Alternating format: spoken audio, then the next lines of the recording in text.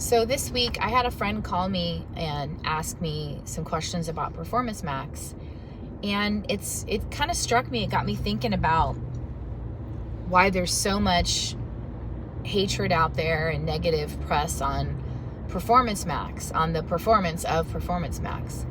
And I haven't figured out the magic formula for it. I'm not professing to that at all, but I can tell you what's worked for me. And I've talked about this in a previous video, just like, the basics, but let's get a little deeper into a strategy with Performance Max that I've seen that's worked pretty well. So most people want to do Performance Max, like I said, just on its own with I'm going to just do a Performance Max campaign, and it might be branding, or I don't really have any kind of guardrails. I don't have any strategy. I don't have any subject, search theme signals. I don't have anything on it, but I'm just going to let Performance Max do its thing. Well, you have to think about the ideology behind Google in using Performance Max. They're trying to get clicks, because clicks is what gets them paid, right? So they're going to optimize the campaign to serve them to get clicks to make money, right? That doesn't really serve a car dealership, though. Clicks are great, don't get me wrong. You need your soft conversions to get to your hard conversions. But that's not what makes or breaks a successful digital marketing campaign for a car dealership. It's clicks.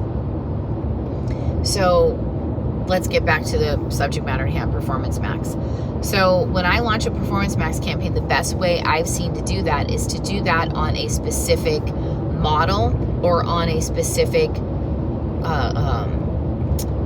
class of vehicles, like trucks. I have one right now that we are running on trucks, half ton, 3/4 ton, heavy duty, any trucks. We're running it on every truck, and it is actually performing extremely well. Let me tell you what we did. We put a shit ton of guardrails on it. We wanted people to be on the website for longer than 60 seconds. We wanted people who were at least 3 pages deep into the website. We wanted people who weren't clicking off the website, clicking on and then clicking back off, or maybe clicked on, we wanted people who were pretty deep into the website, and especially people who visited any of the truck SRPs, any of them. So for example, in the case of Ford, an F-150, an F-250, an F-350, and so on. And then on top of that, we actually put search themes in there. And the search themes were, anybody shopping for a truck, anybody who, signals, not search themes, signals. Anybody searching for a truck, and then we put some competitive information in there as well. So people looking for a Sierra 1500, Sierra 2500, Silverado 1500, Silverado 3500. We put very specific signals on there that triggered when someone would see, a Performance Max ad. And then on top of that, the search themes we put on that were specifically for truck shoppers, people who are looking for a specific tow ratio, people who are looking for a specific GVWR. We put very specific search themes on there. And then in addition to that, we completely maxed out the assets. So 30 images, 5 videos. Now, you don't have to have all 5 videos be vehicles, right? You can have one video that is they don't have to be on every single truck, all 5 videos. So you can have one video for each. Let's use the Ford case. So we can have 3 videos for the light duty 3/4 ton and 1 ton trucks, right? We can do 3 videos, 1 each for those. Then we can do 2 videos talking about the amazing truck inventory, or 1 video talking about the amazing truck inventory, and then 1 video maybe on a branding type of deal. So, or you can use all truck videos. There's no set rhyme or reason. You have to load it up with assets, though. Pictures of standard, the standard stock image, well, not stock image, but standard, flat image of the vehicle, just, as it sits on the VDP, as it sits on your lot. Maybe a photograph of the front and the back, and maybe a video of the bed of the truck. a picture, excuse me, of the bed of the truck. Things like that really utilize the Performance Max to its max abilities. What I hate seeing is when someone tells, oh, Performance Max is garbage, it doesn't work, and then I ask them, well, what kind of guidance did you give it to perform well for you? Well, none. We just thought Performance Max was going to perform well for us. So that usually means that a vendor will put minimum assets on it. So they'll put maybe, if you're lucky, 5 to 10 images and 1 video. That's the standard rule of thumb for most paid vendors when they're doing a Performance Max campaign. They do the minimum that you need to actually make the campaign live. And that will fail. That will fail. At least that's in my experience. I have found that when you do the minimum effort on it, it's just not going to perform well for you. But by maxing out the assets, you're actually giving Google all the information it needs to make sure. And you can't change the big conversion strategy, right? It's always going to be max conversion value.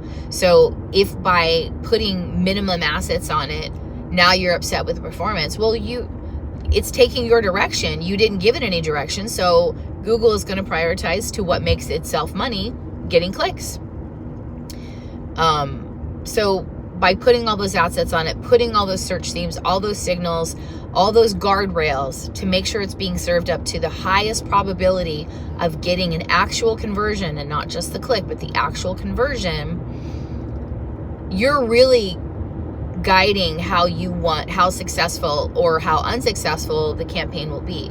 So next time you're looking at a Performance Max campaign and you're not happy with the performance of your Performance Max campaign, look at the settings that you have. And then I'm not saying the settings of Google Ads, I'm saying look at the structure, the strategy, the focus, the purpose that you have given the Performance Max campaign. If you haven't maxed all that out, you can't really blame Google. You can't really blame Performance Max. It's just taking your direction. So I strongly suggest, and my friend was awesome. Shout out to my friend Mike. My friend was awesome about giving me, hey, break it down to 3 questions, because that's a lot. And he was right, that's a lot. So break it down to 3 questions. So the 3 questions to ask your digital provider when you have a Performance Max campaign that's not performing, as well as we would like it to. So the first question to ask is, what's the subject for this Performance Max campaign? What is the subject matter for this? Or is it just Performance Max with no structure or focus or target? That's number 1. And then number 2, what are the search themes you have set up for this Performance Max campaign? And then number 3, what are the signals you have set up for this Performance Max campaign? And actually, I'm going to add a number 4. What kind of guardrails do you have on this? What are the settings? So you really want to make sure they've set this up and structured it properly. And there's tons of videos out there on how specifically to do all these things. Like, I'm not going to go down that rabbit hole just because there's so much out there from Google and not from Google, from way smarter industry experts than myself that can tell you exactly, like, walk you through with a video to set up Performance Max to make it the most successful it can be. But if you have a third-party vendor, if you're not setting it up yourself, then you need to ask them those 4 questions. I gave them 3. Here's 4 questions to make sure that it's working the most efficiently for you that it can, that it's actually generating traffic as it should be, that it's actually capturing the clicks that you need it to be successful. Because Performance Max is not a cheap CPC. It's not a cheap campaign. So we want to make sure that we're getting the biggest bang for our buck there. That's all I got this week. Happy selling.